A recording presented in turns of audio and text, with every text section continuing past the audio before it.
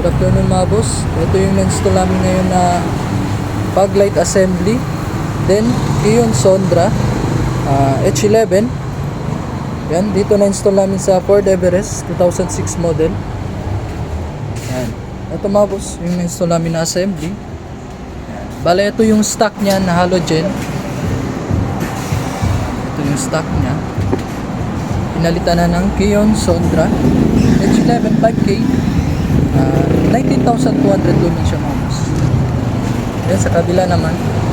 Yan. Same lang yung setup niya. Yan. Ito yung fog light assembly niya. Na-install namin.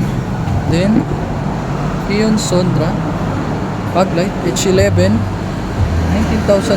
lumens. 5K yan mga boss. Napakaliwanag yan mga boss.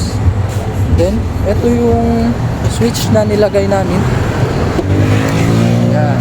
Ito yung switch na. On, off. May sarili na siyang switch mga boss.